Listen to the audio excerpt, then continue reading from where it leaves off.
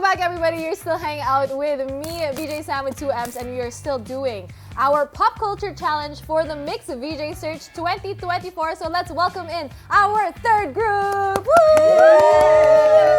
Let's go. So everybody, please introduce yourself. What's up, guys? Ako po si Zach Castañeda, and yeah, we are here and let us enjoy ourselves, guys. Wow. May message. Hi, what's up everybody? It's VJ Earl, your quirky fashionista all-rounder ng Valenzuela City. Taray. Hi guys, it's Elise Cruz, your mega makulit girlie from Pasig City. Oo nga. Hey, it's your Bongga Kaday, spelled as Y-A-N-I, Yani. Wow! Kala ko nabirit ka. Ikaw no? Guys, baka ma-discover ako. Joke lang. No, but we're here still with our pop culture challenge, and we are going to be discussing some topics today. Are you ready? Yes. It's giving prof. Joke. It is. It is. Yeah. Moderator lang ako. Moderator. Part naman ako ng discussion. Grabe yung proctor, ah. Ang tanda ng proctor. Anyway, so are you guys ready to discuss some topics? Yes. So we have 10 minutes for each topic. We're gonna discuss 2 topics for this part. Okay. For your time. Okay, so our first one, we are going to talk about film/series reboots or remakes. So, okay, the wheels are turning in their brains. So I want to know, how do you guys feel about remakes of films or series that were originally very well loved? I can start off. Go as a broadcast girly. girly. As a broadcast girly, I kind of have a bit of a strong opinion towards Go. it, just because when I watched Lion King as a kid, Yes. I loved it. You know, I was eating that up. Animated. I loved it. You know, that whole scene when Simba was crying and then his Yes. dad died. Spoiler Mufasa. alert. Ay, sorry. Nice. Baka di alam. And his dad, that's for you to find out. I just felt so, wow, I felt their emotions. Yes, But then when I was watching it on a movie, a live action remake, I was like, where are the emotions? Why is Beyonce suddenly singing? Yes. Yeah, for me, that was just kind of like an awkward little thing. So there are some things that shouldn't really be touched, especially those classics talaga. So good. I kind of share the same sentiments din kasi parang, yes, andun yung nostalgia, parang, oh my goodness, wow, is this how I feel again compared to nung bata ako, nung pinanood ko to, tapos ngayon na adult na ako na mas malay sa mundo, ganyan, or something. So, may sense of nostalgia, but at the same time, siguro mas nagli-lean towards din ako na sa parang mindset or thoughts na siguro maybe it's better to explore then more creative, Yes. fresh ideas, fresh, content, fresh movies, films, media, cultural products. Ganon. Cultural Ganon. Wow, So ayun, like, while it's good to relive and remake those content or those media products nga, baka okay rin makapag-explore din ng fresh. So yun. Ikaw ba? Yeah, I think it's a calculated risk. So, Taray! so 2 plus 2 equals. Square root of. Let's say there's an upcoming Himalaya Imagined version. So this is a film from the 1982. Yeah. So may mga stories na hindi natatouch way back then. Yeah. So seeing it now with a new lens or like new POV ng audience, it's nice to have Yeah. that kind of That's true. reimagined No, version. actually, I really agree with Earl. Actually, everything that you guys said, I really totally agree. Kasi ako, I'm pretty harsh with reboots and remakes Yes. before. Talaga. Pero granted though, like I try to change my perspective. Yes, tama. Because like at the end of the day, it'll be nice rin to have like reboots and remakes once in a while. But at the same time, I would like producers probably to talk to the fans. Maybe set up a forum. Yeah. Like let's what we call this. Let's try to work together. Kumbaga, honestly. That's so true, no. But just to play devil's advocate. Devil's Let's advocate. stir the pot a little. Let's Okay. let's add some spice a little bit. So it can also be argued na, for example, because we grew up, for example, The Lion King is a good example because we grew up watching the animated version. But there are kids now who didn't feel the same way as we did and actually liked The Lion King, like live version. So, given that, is it still a good thing that we have these reboots and these remakes? Because it also opens it up to other bigger audiences that might have not experienced the original material in the same way we did.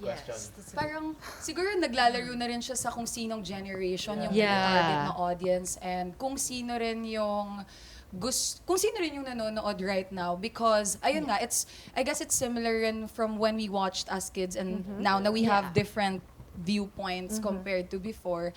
And I guess it's also a matter of openness to who's that content or that specific media. Ang hilig ko sa media product, No, pero that's true. is for. But Parang that's ganon. true. I think a good example also would be The Little Mermaid, for example. Yeah, The new one Yung stars, exactly. The representation, it stars a African American area, which is so different from when we were growing up. And if you guys saw those videos of those like small girls who were crying and they're like, wait, that's me. They feel so represented. Diba? They see So, themselves. yeah. That's very important. Yeah. I think more than just adjusting to these tastes, new trends, it's also really giving out that platform for more representation, more adjustments that really weren't present in the past. So yeah, I really agree. Lalo na with the Little Mermaid, seeing how these little black girls are feeling as if, wow, they can see themselves on TV. This is me. Very evident dito yung typecast before, no? Yes. So now, like, kasi the story can stand naman, so why limit it to certain people or Tama. ethnicities? And I really don't like how people give negative opinions about The Little Mermaid, about her being interracial. Yeah. No, like come on guys, like let's try to like not keep our mindset to the old Little Mermaid. Tama. Like at the end of the day, again guys, I prefer, the original Little Mermaid. Pero at the same time, we still have to respect a certain amount of respect to the newer remakes and reboots. Granted, I hope or rather these producers that made these movies, these reboots rather, we call this, it should be properly Taken care of. yes, properly taken care of. Because you're also dealing with older people who has a really deep nostalgia into these shows. So don't dilly dally and then create like, oh, you know what, Little Mermaid, okay, let's just do this, let's do that. Try to perfectly, perfectly craft it. Nagiging yung reboots and remakes are opportunities then for more inclusivity. Yes, to that's true. And also, I feel like for a lot of us, it becomes obvious when for example, production house is remaking for the sake of that's remaking. So just, food for thought. Food for thought lang for everybody. I think it's like we said, no? Like for us, our generation, yes, I'm Gen Z, okay? So for our generation, parang syempre prefer talaga namin yung original, yung kasanayan talaga namin. But that doesn't mean that we're not open to new things as well, because that's life, you know. Right. You have to be open to change, open to new things, right? I think that's super important. But anyway, let's move on to our next topic of the day. Yes, more pa. Our next discussion is about love team culture. I have something to say. Grabe! So this is very, dapat si Zach last. Okay, sige, okay lang. Kasi, di ba? So love team culture. Let's just talk about it a little bit. Kasi I feel like in the years, it has changed a lot, right? Love team culture. From when we were, especially our generation, the early 2000s until now, it's a little bit different, right? But I think what is common still are the fans of love team culture. It's still very passionate. Still very passionate, right? So what can you guys say about love team culture? Do you think it's a good thing? Is it a bad thing? Like, what does it help the artist? Does it help, serve the material also that appears for the love team? I'm actually I'm very happy that we're actually changing our mindset with this type of culture. Now, don't get me wrong, guys. The love team culture really pushed a lot of the artists to fame, literally, fame and riches, literally. So, with that being said, though, I saw how much of the artists got we call it Held back? held back. Exactly. How much they got held back with certain movies or certain things that they could have done because of because of the love team thing. That's my only problem. There's just a lot of artists back then that couldn't really explore too much because of that. And I know a few. So with that being said, I really do, I thank God. Thank God. No. Like, thank God that we're now, open. We're now more open for love team, for, old love teams to go out and do your own thing and adventure more. Because that's how you grow as an actor. As an actor, I'm really passionate about this. Kasi, Yes, mukha. yeah, no, sorry. But No, like, that's good. yeah, That's a but- good thing. But I'm just glad that our culture is changing. That's Yes, it. That's for all. sure. Yeah. I think to add on to that then, like love team culture was good in the past in the sense that it really united a lot of people. It got people Fans. talking. Yes, it really got the fans talking. And pushing, But at the diba? same time, there came a point where it was becoming glamorized na. It's becoming so invasive to the point na, are you really that invested in somebody's love life to the point na you'd let that love team manipulate their decisions, who they love, that dictates their actions. When in reality, actors are still human. They have the Yes, freedom to choose who they love, who they wanna, who they love talaga. But they have the freedom to have these choices, to have a say on the movies they want to make. I think an example I could think of is when Catherine Bernardo decided to take on more mature roles. And I remembered when she starred in Hello, Love, Goodbye. Oh my gosh. As in, Sobrang damang-dama fresh, ko talaga siya. It was such a fresh take from the films that she used to do with Danielle. And I think that, like, even if it was a different love team, it was still so good. Phenomenal That's so true. acting. That's so true. I think a lot of people were shocked when they found out that Catherine was teaming up with Alden Richards. By the way, they have a new movie, Hello Love Again. Yes. Oh, it's yes, you guys can tune into that. Yeah, because diba, it's interesting because at that time, very much alive pa din Catherine and Danielle at that time, right? So it was really like whoa. Everybody was like whoa. But everybody, I mean, a lot of people loved the movie and they loved their chemistry too. So that's a really interesting point. Kasi kaabang-abang din naman talaga, like from an audience's perspective, lalo na kapag lumaki ka watching these films with them na as the love team that's been set talaga for how many years, sobrang, oh my gosh, kaabang-abang na, oy, may next project sila, ano kaya yung susunod? But it's also very exciting naman to see na, yung parang yung game of guessing, uy, kanino kaya ma-prepare to? Kaya, kaya rin ako nahilig siguro sa K-dramas kasi every K-drama, it's a different chemistry, maybe some biology and physics as well. Tama. Pheromones. Pheromones.